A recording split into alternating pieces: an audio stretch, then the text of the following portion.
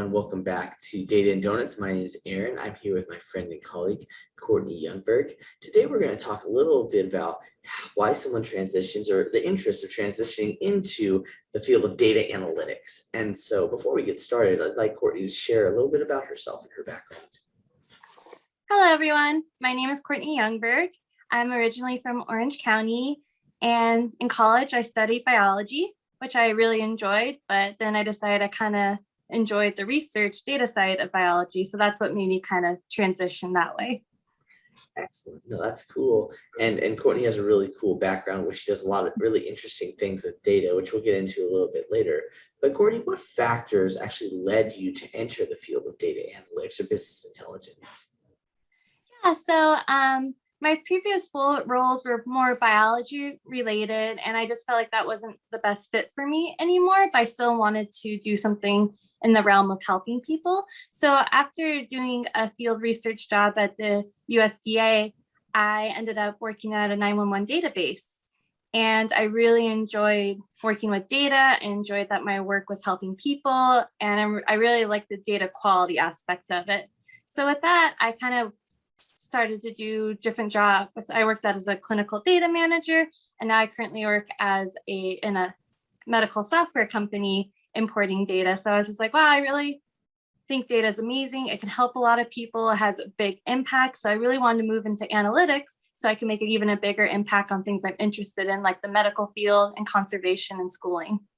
Excellent, excellent. And when you were going to school and you were in biology and you started transitioning over to data analytics, are there any courses that you would recommend that were really helpful to you? I'd say a good place to start is to learn a programming language, just so you understand logic. So most data science and analytics, I think they use Python. That's a very accessible one. It's a little bit more forgiving than some of the older ones.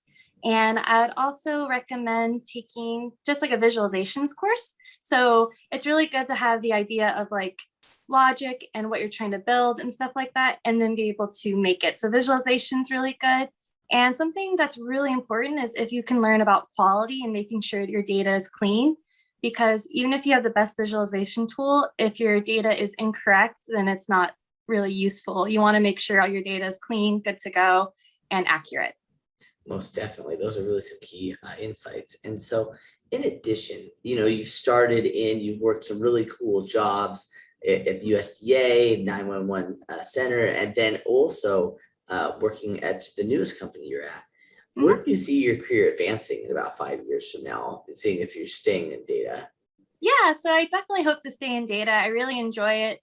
I really hope to be working potentially in another medical company. I'd love to do something with research of cancer or in schooling or conservation. So I feel like the nice thing about data is translatable to any field because every field has data. So I think it's really cool that you could be like, okay, yeah, I did the 911 databases, but because of what I learned, I can switch into doing clinical trial research, and I can switch into medical software stuff, and then I could switch maybe back to conservation. So I just love how flexible it is as long as you understand how data works. So that's something I really enjoy. So hopefully in the future, I hope to maybe be a data scientist and try to make really big impacts.